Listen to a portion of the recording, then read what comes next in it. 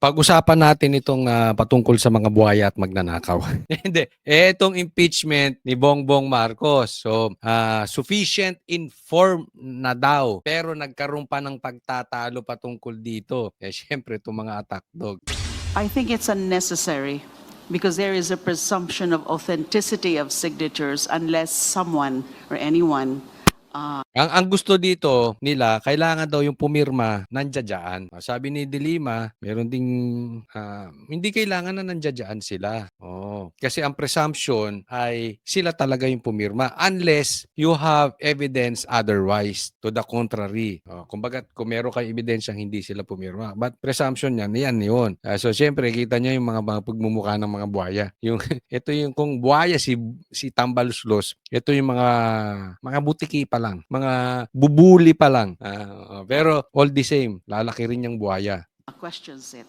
Then it becomes an issue, then that would necessitate asking the affiant or the signatory to confirm or not his or her signature. So, but I think that is very important. Why? Because we are talking here of the sufficiency in form. And one of the very important in the form is the signature itself. Otherwise, baka later on biglang itanggi, paano po yun? And in fact, there are several instances na sinasabi, hindi kanila yung signature.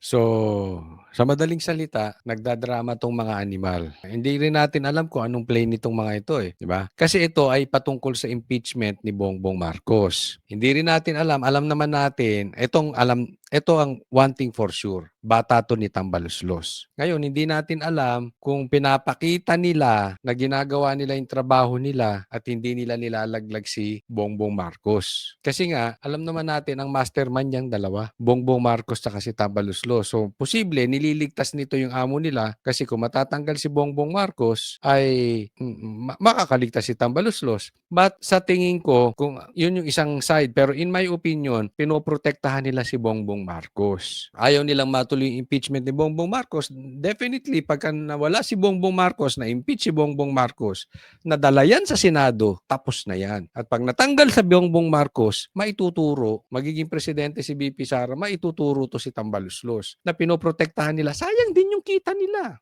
Di ba? Di ba, sabi nga, kada pirma may presyo. Kada pirma sa impeachment ni BP Sara may presyo. Gusto nila tuloy-tuloy ang buhay. Tuloy-tuloy ang hayahay na buhay. At alam natin, dyan sa Congress, maraming kontraktor na kinabang sa ghost projects. So they have to protect their business. Jiggy, paglilinaw naman ni Justice Committee Chairperson Jervy Luistro, tanging mga miyembro ng komite at yung mga endorsers lang ng reklamo yung imbitado nga sa komite or sa pagdinig ngayong araw. Giit pa niya, preliminary procedure pa lang yung pagtukoy ng sufficiency in form. Jiggy. At Marian, ano naman ang dahilan ng pag-walkout nito si Congressman Benny Abante? Ito raw. Ano daw ang dahilan ng pag-walkout ni Abante? Ilagay nyo nga dyan sa comment section. Sige na.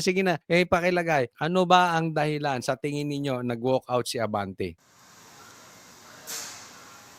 Jiggy, nag-walkout nga itong si Manila Representative Benny Abante dahil giit niya hindi sufficient inform yung dalawang reklamo laban nga sa Pangulo. Wala na raw siyang magawa dahil napagdesisyonan na nga na sufficient inform yung mga ito. Narito yung kanyang pahayag. Ang sabi niya, ni Abante, hindi daw siya naniniwala na sufficient inform yung impeachment kay PBBM. Kaya siya nag-walkout. Sabi niya yon. Mamaya sasabihin ko ano yung sa tingin ko. At gusto ko rin makita kung ano sa tingin ninyo. Sa comment section. Insufficiency in form. Very clear po yan. And I'm so glad for the rest of those my colleagues that supported my objection.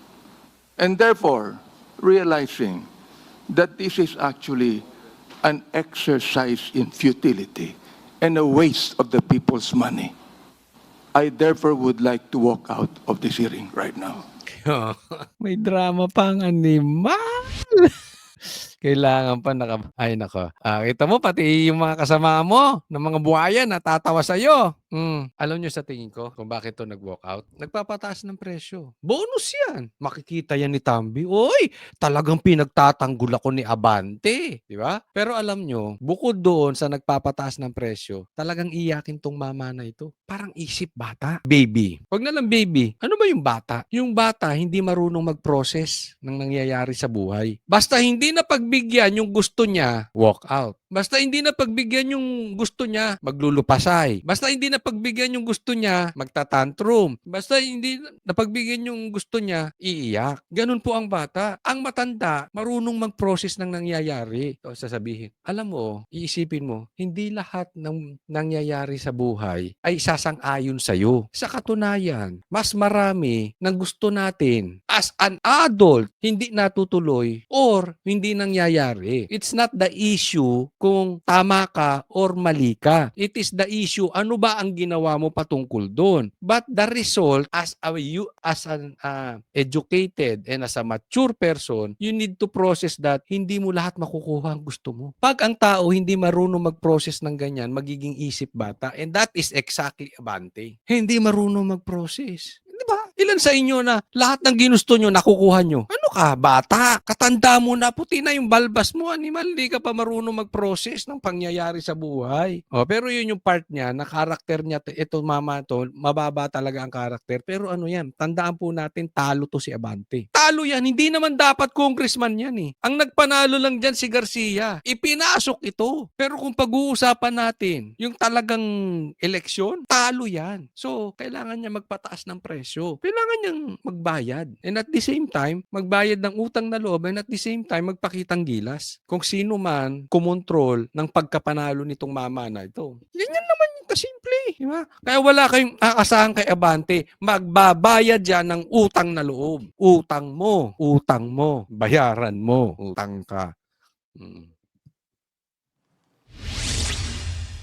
At Marian, yung susunod na pag-uusapan ay yung substance, kailan to tatalakayin? Yes, Jiggy, bukas naman tatalakayin ng Justice Committee kung sufficient in substance yung mga reklamo.